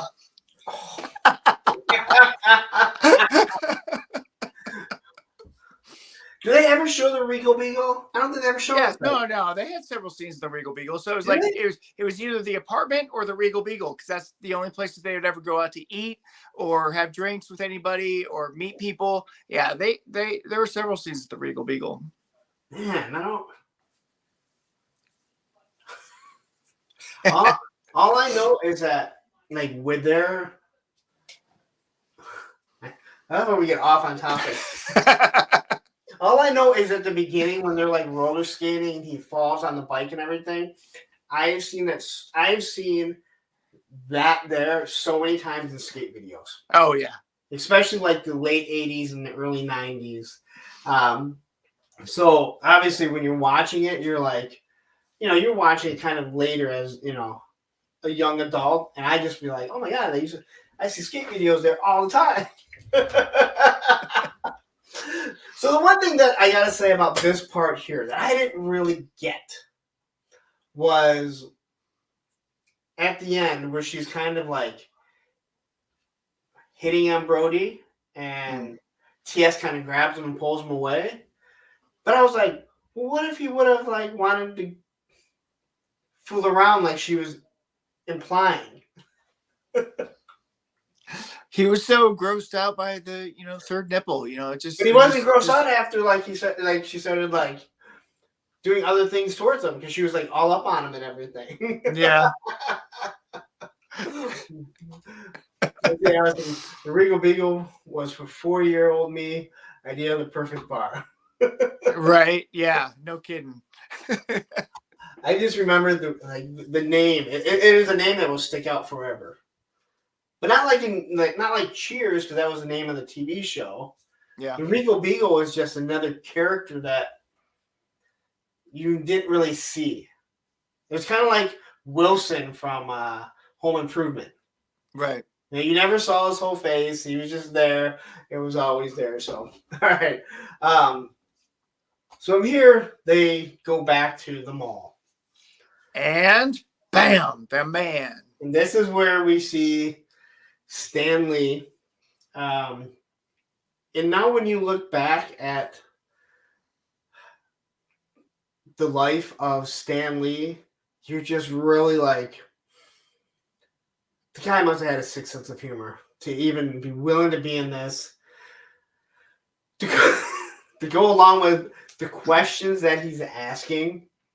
Because there's a lot of people that would be like, that's not why we like, that's not what my comics were about. But he went along with every single one of them because he probably knows people ask those types of questions. So, I mean, you got to think about where Stan Lee was at the time too. I mean, he had been the editor of Marvel for so long. He had read all of those messages, those letters that came in from people of all ages. And then he's, in the 90s, I'm sure he was starting to do some con circuit stuff. So he was getting these questions. So these were not unfamiliar to him, I'm sure. I'm willing to bet that this whole character was created by someone who used to ask that stuff. Oh yeah. Like this wasn't just, I don't think in Kevin Smith's mind, like, let's start asking all these questions. I bet it is something that so many people have mentioned. Some of the questions, some of the things he asks are just so, and the fact that like he does such a good job of trying to like push him towards like love. Yep. Like he doesn't care about it, and he's so blown away that Stan Lee is just kind of sitting right there. Yep. And yes, PNC mentioned it. Yes. Did you notice that he was reading the script from Mallrats and Captain Marvel? Yeah, whatever. I don't dislike Captain Marvel. I know a lot of people don't. And I'm trying to remember, because I know people had broken it down. And I don't remember people said that, yeah, it would have fit in the timeline, or no, it would have been actually after it. It would have been after, because the timeline of Captain Marvel, even if it was early 90s, I don't know that it would have been the right time frame for him to be reading that script. It would, because this came out in 95, I believe. Right. I think 95, Captain Marvel 96. actually takes place in 94, so it might actually work. Yeah, maybe. I thought it was a great way to tie in. It was the only good part of the movie for me. I'm just saying. Wow. Okay. We might have to break down those movies one day. Yeah, everything up before Phase 4, I can deal with. Phase 1 through 3, I'm good. After that, now I'm out. Yeah, I enjoy them. It sounds like that was the only good scene. So PNC seems to agree. I didn't mind Captain Marvel, to be honest, but I also don't know anything about Captain Marvel, so I can't really get into. Well, and that's probably why I don't like it as much, because Captain Marvel 1 was a character that didn't sell very well until they brought in Monica Rambeau, and Monica Rambeau was a whole different Captain Marvel, and people loved her, and she was great. And then they did the Carol Danvers thing, and it went off a cliff. But anyway, See, I hate Monica Rambeau in the movies. I don't like the actress. I didn't. Well, they didn't do it right. didn't do her justice, and Marvel could have hit it out of the park if they had made the first movie about Monica, in my opinion, because she was the next Captain Marvel after Marvel. But anyway, that's comic book nerd stuff. So at this point here, he's trying to push him into it, and this is basically what's going to lead into the game show. Well, I do love the comments about that Stan Lee was making about the comic book code and all that stuff. Oh yeah, the details that he threw in there about that Doctor Doom and the Hulk. Don't wait. Get out there, do it. Those were great conversations. Yeah, like I said, I mean the whole. I mean, it's to me, Stan Lee is a bigger fixture of a character plot point than Brandy. Honestly, yes. I mean, Brandy, because she could have been anyone. Could have been anybody, and that's why most people can't even remember her name. Yeah, like again, she was, she's the one who breaks up with him at the beginning, and then her dad's running the show. Yep. But her dad is the plot point. Yep. He's just trying to get back with her, but she could have been anyone. Yep. But Stan Lee, that's the actual plot point. It starts a fight. It starts a fight when he finds out that they kept it from him. Yep. And then where they kind of, TS gets him to go over and talk to him. Well, and then we find out TS paid him for it, but Yeah. Well, we know Stan Lee doesn't do anything for free. Of course not. I got to meet him one time and got a photograph with him, and my wife and I got in the photograph, and they took the picture, and he goes, "You nailed it!" And I was like, "Yeah, that's awesome." It's funny, like people seem to either hate him or like him.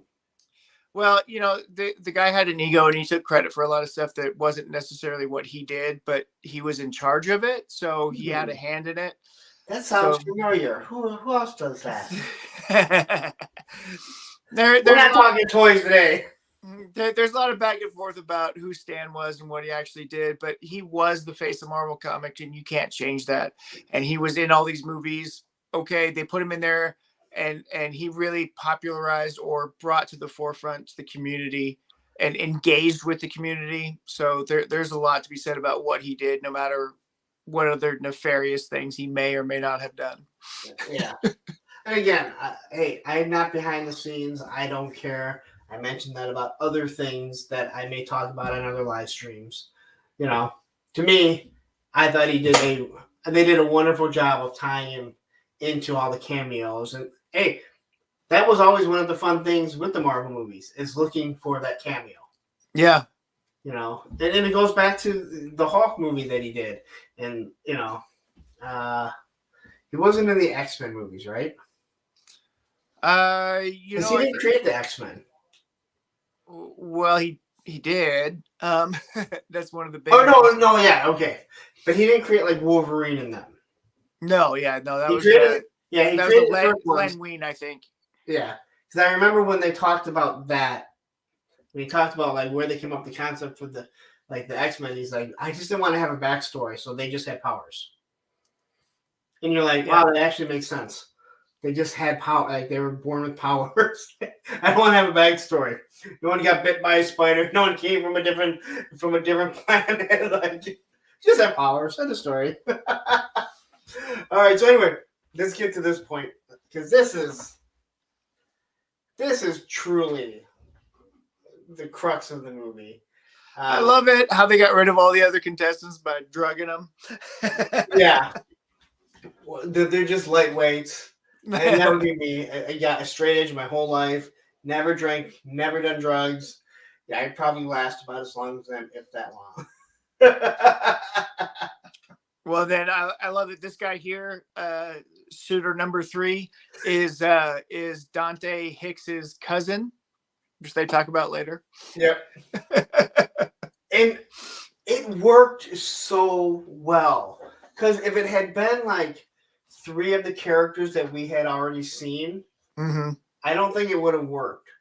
Because it worked so good, because he did such a good job of not knowing what was going on, yet he's still trying to win this date. Like, he was so oblivious to figure out, like, listen, you're not supposed to be here.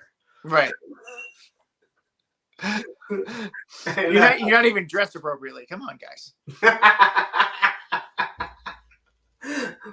but when he gets into like telling his stories, and again, to me, this is when you start seeing the acting chops of Jason Lee. Oh yeah. His comedic presence of him, watching him when he's talking about, how he kisses, Mm-hmm. you know. and then the whole like, I saw some kissing some dude back then. Guys, this guy's a homophobe. So you love me. So you throws them under the bus. Yeah, anything you say is going to be turned against you in this video. But you know what? It works because we've all known people that they say something, they put their foot in their mouth, and you like call them out on it, and then they're trying to cover it up, and yet they just keep digging that hole bigger and bigger as we go along. And I thought it worked out so perfect. But things with Jason Lee being like, why can't you just call me the second suitor? It's offended by suitor number 2. and then watching like the dad. You know why he does that, right? You know why that line is there? No. Okay, so it's a psychological tactic to offset somebody who's questioning you, right? You throw something at them that's relatively innocuous, but at the same time, it's like it stops them in their tracks and makes them focus on you, as they're going through different things. So by saying, hey, I'm offended by the pronouns you use or whatever, and you make them call you something else, you stop them, you make them stop and think about you and focus on you rather than anything else that could or could not be happening around it. So it's a really cool kind of tactic that they threw in there. Yeah. Huh. I did not know that. Yeah. But like this whole like everything he does, and then watching, was it Mr. Svelling? Is that his name? Was it? Isn't it Svelling? Oh man, that's even funnier. And watching it as he's getting sick the whole time. Yep. The executives are laughing their ass off. Yep. And the whole time they're trying to set it up to drop this video. Now this is where Brandy actually kind of shines when she kind of like figures out who they are. Yep. And asks, "How's your comic collection coming?" Oh, great! I mean, I just got gotcha. And comics, like, and the whole time here, Gil, isn't it Gil, right? Yep, Gil Hicks. Completely oblivious, like he still can't figure out what the hell is going on.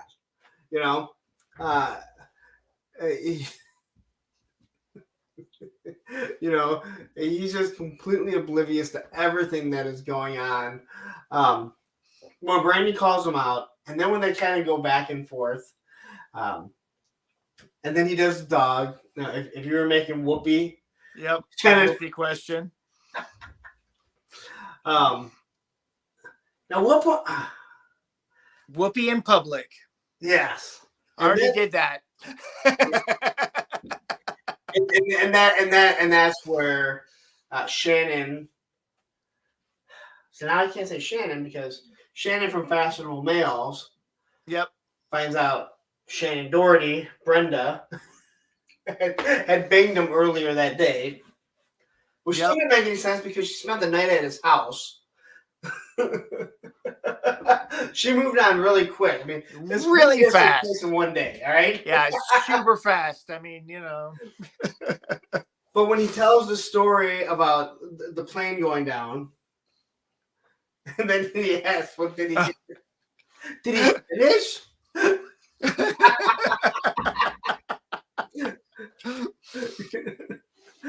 And you're just like, what?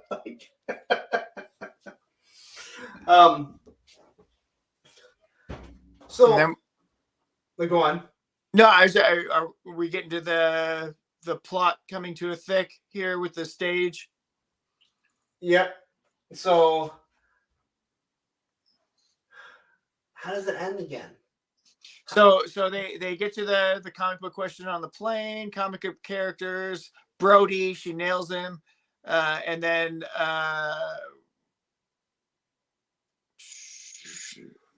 I don't want to quit. And then Jay calls Brody on the stage. The cops show up. Yep. So And then Stan talks to Willem. so this picture of Ben Affleck is like, that's perfect. Ben is like, and we've all had that face at one time in our life. Oh yeah. Hey Jeremy, nice to see you pop in. Don't worry, there's always a replay. Although this stream has gone much better than the past 3 weeks of streams that I've done. A matter of fact, you're the only one that's glitched at all, Matthew. Oh, but I did. I saw you glitch like 1 or 2 times, but it wasn't bad. Just a slight bit, but nothing that I was gonna have to say anything. Nice. But yeah, this face here, we have all made this face at some point. If we're parents, probably more times than we want.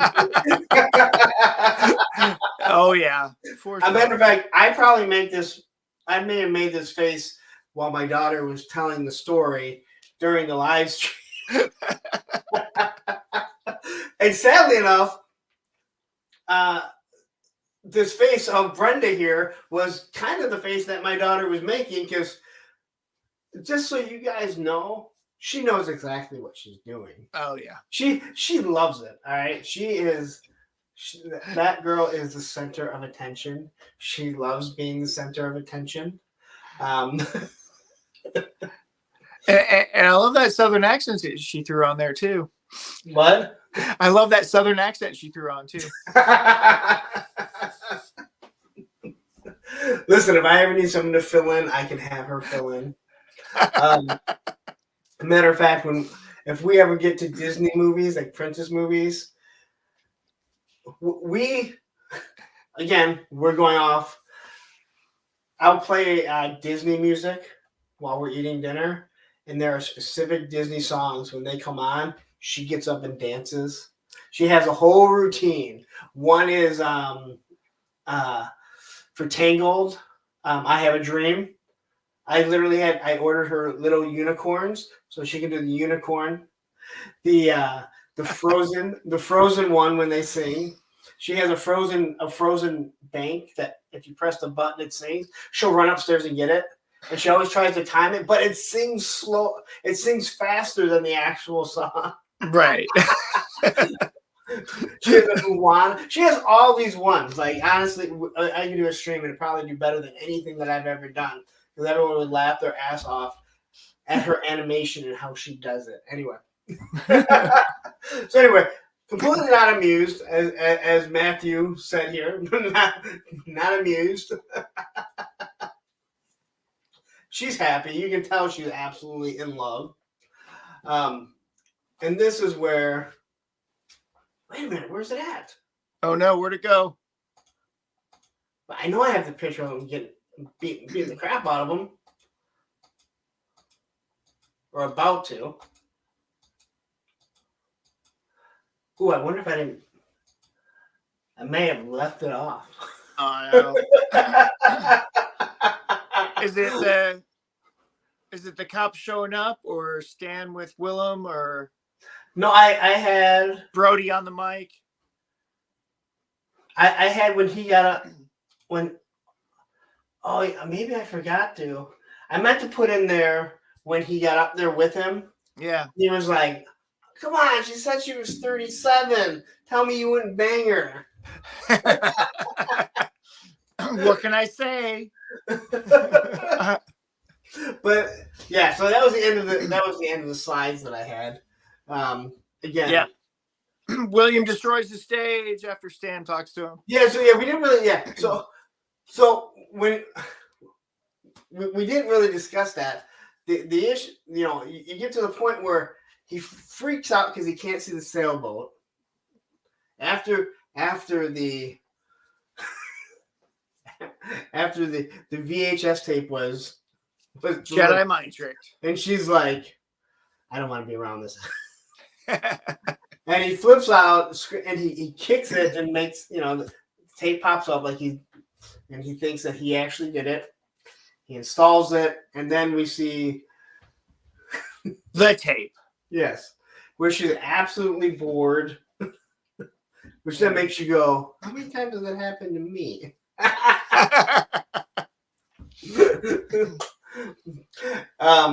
Casual male gets arrested. Yes, he gets arrested, and that's when he's like, come on. And that's when he makes the comment about, you can't hit someone that's in custody, and he's like, come on. That one time. Which is such a skateboarder thing to do. All right, I just want to say that. It's something a skateboarder would do. And then we see, well, as it ends, you see Mr. Svelling, right? Is it Svelling? Is that how you say it? I don't know. If it is, that's hilarious because Saved by the Bell is Mr. Spelding, right? Yeah. Yeah, because it's Brandy Svelling. Okay. Don't remember his name. I don't know if they ever see his name. I would look it up, but then my streamer would freeze up, and then I'd... 70? Something like that. But yeah, so they do their thing. They go ahead and he's trying to convince him that this show's garbage, but I like this guy. Right. And then you get to see like what happens, and I like the fact that they show everything, where they get married at Jaws, which is no longer there. Right. I got to see it before they took it out. It's awesome. It was awesome. We missed it. Oh. Though the shark is still there. Yeah. They still have the shark like hanging. Svenning. Okay. Svelling. Yes. Mr. Svenning. PNC knows. PNC, man, you are a trooper that you sat through this whole thing. I think you and Allison, I know she's still hanging around. Allison is probably on more streams than even Payne's Toys. Payne's Toys is everywhere, man. I know. I'm glad to have Allison. She's great. It's awesome to have you here. And she ups the female population. That we have there you go. Which on here with 7 people watching, that's a pretty good percentage. But hey, you know what? If we still have 7 people in 2 years, then we may have to reevaluate what we're doing. But then we get to, let's see, The Tonight Show, which probably would have got better ratings than Conan. Right. Not that I dislike Conan, but he was not meant for The Tonight Show. No. Old people that were watching it.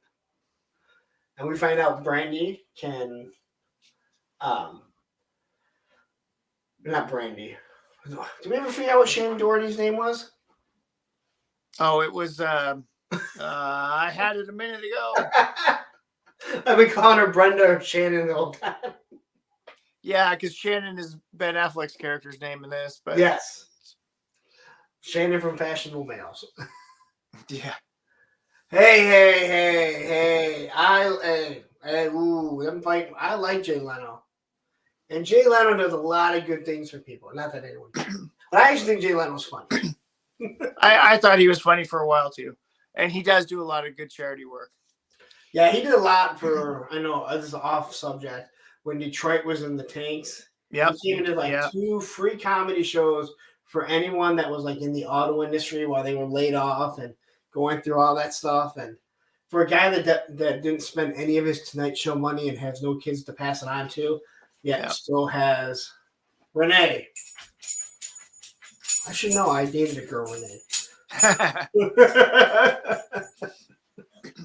It ended about that badly too, I think. Sega boy. But then we get to find out that he finally got to see the sailboat, which I think the way they did that was awesome. Yep. Because it's not like a big thing. He just like looks and he's like all just relieved and happy that he finally got to see it, and it's just kind of written in. Yep. You know, it's nothing. Thanks, Roman. You make a little bit more noise. So anyway, I think that about pretty much breaks down our talk on yes, buddy. PNC, is that right? Her character name in the movie was Renee Mosier, like as in like Scott, Scott Mosier. That's awesome. What is it? Oh, okay, wait. What is the Easter egg name? her character name in the movie is Renee Mosier. Okay. Scott Mosier is the producer, the guy who is the assistant to Michael Rooker's character. So it's kind of funny. All right. So handsome head in. So that's what we're actually going to get to. So the way that I do it is that we picked. So I'm going to put up five different movies that we are going to vote on. That's how we. Well, this one we had just picked. So right now, so as we come to the end, yeah. So basically, I want your guys' suggestions on movies, and then we're gonna vote on because and then the ones that don't win, we don't just put them. I'm not gonna put them right back into it. But again, I think mostly what we're looking for is 80s, maybe 90s, cult classics, comedies. And not only that, because I think there's still a lot of movies that are so good. I think you would agree that they're fun to talk about. Yeah. So I want to throw in a suggestion for next week of Better Off Dead as one of mine. Love that movie. Yeah, and I meant to bring this up to you. I wanted you to come up with a suggestion that we could throw in there. Well, I mean, I love in the poll, the Time Bandits thing. I love that one. But, I got to throw out Raiders right now because of our conversation earlier. But see, I think Raiders is too... No, it's too mainstream. I got it. Yeah. No, I wouldn't mind to do something like that as we have some... I would rather do something like that when we have the kinks worked out. Yeah. Because that is too real of a movie. Yeah. To, in my opinion. So, what would you guys? I want to ignore the other movies that we had in there. The Toxic Avenger. Okay. Yeah, that's a good one. That is a good one. So we're putting Toxic Avenger in here. Now we can only have 5 because that's all that YouTube allows you to put a poll. So, and again, I throw out Better Off Dead, and it's a popular movie. It's such a good one. And I know that, when I did the other movies, I had a fear that Commando was going to kind of overtake it, which it did. Yeah. Not that I mind. So have you seen The Guest before? The Guest? He says it's in 2014, but it feels like an 80s movie. No, I haven't seen that. Let's hold off on that. But I want you to keep that because I want to do like earlier stuff, but like 80s stuff right now. But let me look at it and see what you're getting at. Because again, I say I want to talk 80s, early 90s. But I have nearly 100 trauma movies, so I'm biased. Hey man, trauma movies are good, man. We gotta. But listen, I mean, again, I eventually want to hit Dodgeball, Anchorman. I like those movies are hilarious. But again, I think they're too new for right now.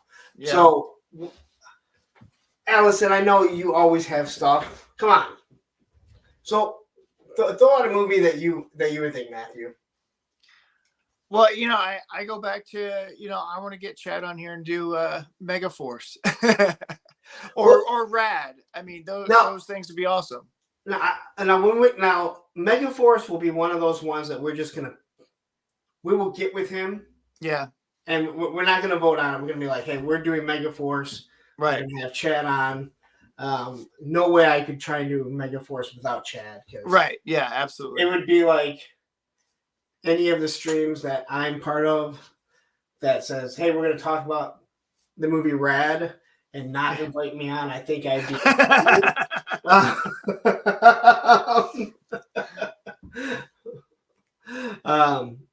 Raising Arizona. Now, isn't that more of a... No, that's a good one. I like that one. Isn't that a junkie movie? No, not really. It's a. I mean, he's a criminal. He robs convenience stores, marries a cop. They can't have kids. They want a kid. You know, it's a kidnap story, so to speak. But it's funny. I love it. All right. Okay, we got the 3. All right. So, Revenge of the Nerds and Allison, I was just looking at that. So, these are the ones we're going to vote on. The Legend of Billie Jean. Listen, if you grew up here in Michigan, I'm assuming it was like this everywhere. That movie was on your UHF channel at least 6 times a summer on the weekends, right? Yeah. We've all seen The Legend of Billie Jean, and it is so bad that it is good. So, all right. Okay. Well, okay. All right. If we're going that way, we gotta get some Black Dynamite in there. Okay. Well, so these are the 5 that we're gonna vote on, and I'll put the poll up probably tomorrow, and you can vote here. So you can vote here on Punks on Film, and you can also go and vote at what the hell's my name? My channel. It's right there. A Punk with Toys, which is where I got the majority of the votes. We had like 89 votes, and we have like 11 people in here right now. Hey, we already got them. So we're gonna go with the ones we're gonna be able to vote on: The Legend of Billie Jean, which I don't even think I can vote, but now I kind of want to watch that one. Raising Arizona, Revenge of the Nerds, because Tony, like, you got the idea of what we're going for. Better Off Dead and Toxic Avenger. Now, I know Better Off Dead so well. Yeah, that's a great one. I want my $2. It's such a good movie. It really is. And again, I mentioned before, like, I hate the fact that so many people know Better Off Dead, but don't know One Crazy Summer. Yeah, no, that's another good one. I love that one too. And I had to go buy that. Like, it was hard to find. Yeah. And if I remember correctly, I couldn't even find it on IMDb when I went looking for it. Huh. All right, so I'll put the poll up. So that poll will end for next week. Or I'm sorry, in 2 weeks. I'm assuming, Matthew, you're going to stick around and continue to do this? Yeah, as long as my wife doesn't kill me for doing it. But yeah, I'll be here. Hey, you're only doing one stream right now. It's only every 2 weeks. Right. Yep. Wait till you start doing one every week. Although you're in the chat on a lot of them. So in 2 weeks, the movie that we're going to be talking about is Commando. So I will have to put a video together. See, PNC knows One Crazy Summer is great. Airheads, I love Airheads. I actually bought Better Off Dead for $2. So that's awesome. That is awesome. That's awesome. And Better Off Dead was another movie that goes back to that it was on all the time. It was on all the time, just like The Legend of Billie Jean was. But yeah, I think So again, I like this idea. Again, right now it's going to be every 2 weeks. I know some people do streams like every day. I don't know how they do it. Just leading up to this stream, I'm like, oh my God, I got so much. So much time. You can see how prepared I am. Like I'm, it's like, I want this to be fun, and if you get too much into the point where it's like, you're spending all this time doing it and it's not your real job, it's, So Commando is what we'll do. I was kind of worried that Commando was going to take over, which it did, which I'm not overly surprised. I'm also not disappointed to talk about it, but I think I voted these Time Bandits. I see. I've never seen Time Bandit. I I've never seen Only the Strong. Yeah. So oh yeah, that's a good one. I would have loved to be able to not that I can't go watch them, but I think it would have been fun. Although, like I said, the Warriors was kind of difficult for me, not only the technical difficulties, but the fact that I had only seen it twice. Yeah. And it was in a two-week period that you really didn't know everything. So I think between Billie Jean, Raising Arizona, Revenge of the Nerds, it's been a long time since I've seen that. Yeah. Better Off Dead and Toxic Avenger. I mean, personally, I don't know. I mean, I don't know if there's any clear cut favorites. No, I think they're all for me. I look at Better Off Dead and be like, oh, I know, everyone knows Better Off Dead, but not everyone does. Yeah, but everyone has seen Revenge of the Nerds at some point.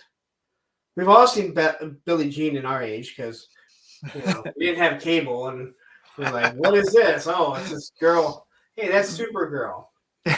Christian Slater, all because of a moped. Yeah. All right. You know what it was? It was really John Wick before John Wick with a moped. And the girl had her period for the first time. Oh, man.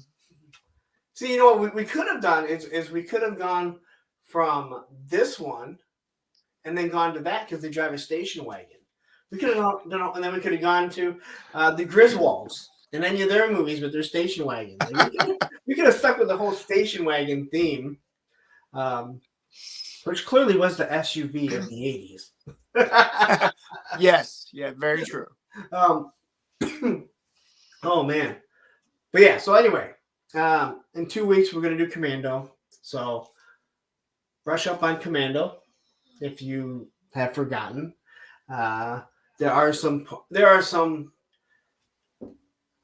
Commando. Man, I look back at Commando, and I don't want to give too much away that I want to talk about, but I gotta say, when it comes to Commando and Arnold Schwarzenegger in general, I could never understand until I became an adult. And I'd ask my dad all the time, why doesn't he wrestle Hulk Hogan? He's huge. He's muscular. And my dad would be like, they're two different things. Now, I didn't know what bodybuilding was. I just knew what someone was huge and muscular. I didn't know it actually takes work to get that big. I just thought you said you did training, saying your prayers, take your vitamins.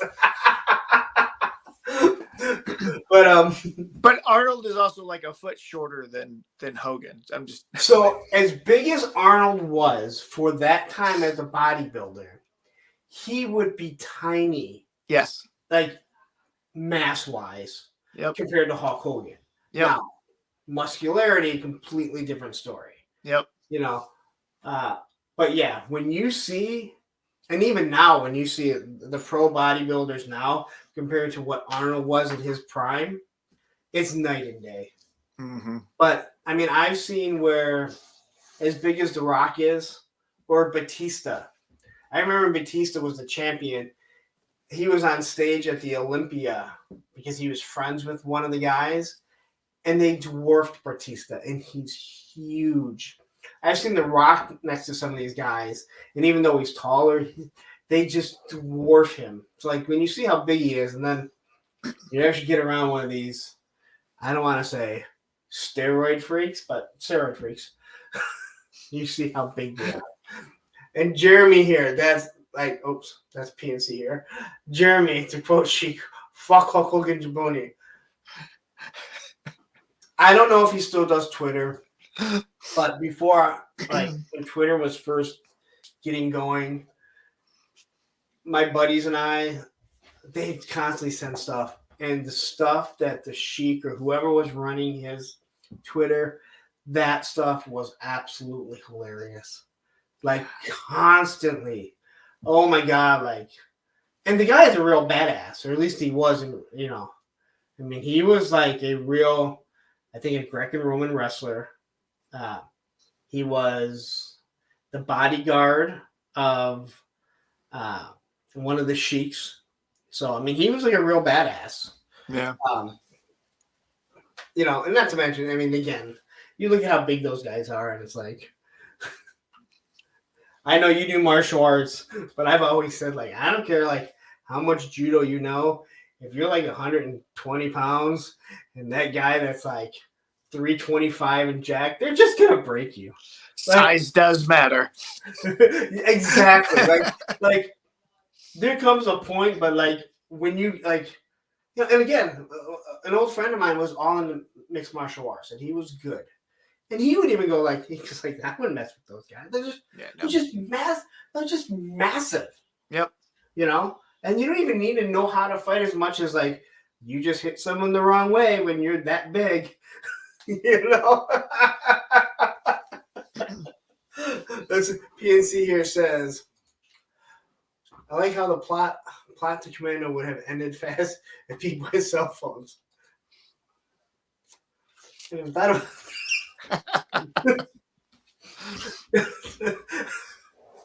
dude, it really would have. Yeah, it would have been done. But again, Commando, listen, this isn't really part of the movie, but I think we all do this. And I know recently I did it where I had brought home, I forget what I had brought home. Oh, you know what? I had to stop at FedEx and get my Sky Striker. And I got it before work. So when I got out, I was carrying my lunchbox and I was carrying the Sky Striker like this. So in my mind, I was carrying a tree and a chainsaw. And I am positive that every man that has ever thrown anything on their shoulder has imagined they were walking down the woods with a tree on their shoulder. And you know the neighbors are looking at you going, what the fuck is that guy's problem? Like, what? Does he think he's big or something? And you got this like stack of like a barrel or a bunch of twigs. A bundle of sticks, yes. Bundle of twigs. Yeah, bundle of sticks. Oh man. Anyway. Well, I think we're gonna wrap it up. We've been here over 2 hours. The whole idea of doing this was actually to have a shorter stream. But I kind of like talking about other TV shows and maybe other things before we get started. And then talking about stuff after. But anyway, you guys know we're going to do Commando in 2 weeks. And he's already stressing out about 2 weeks from now. Like, oh my God, another one.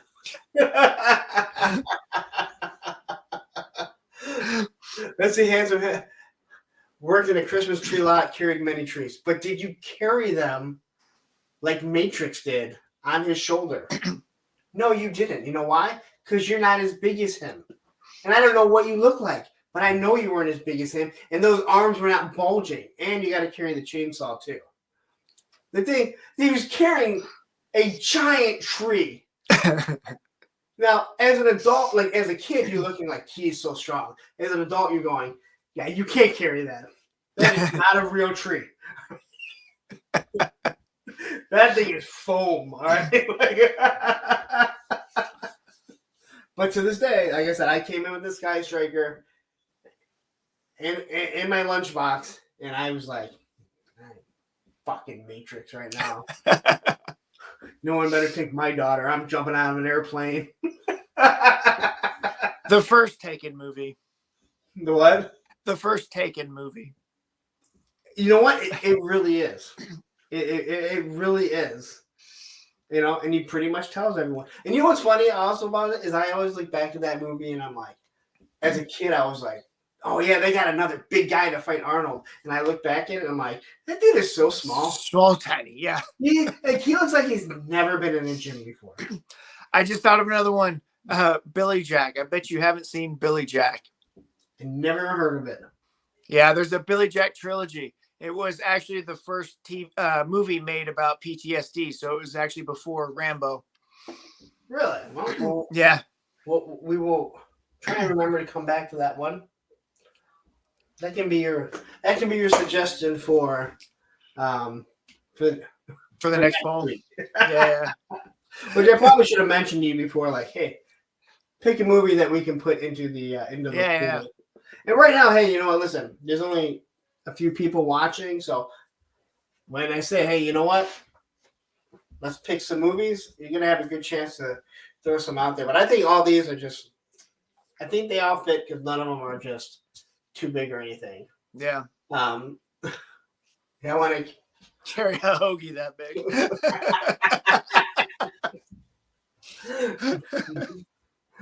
Oh my gosh.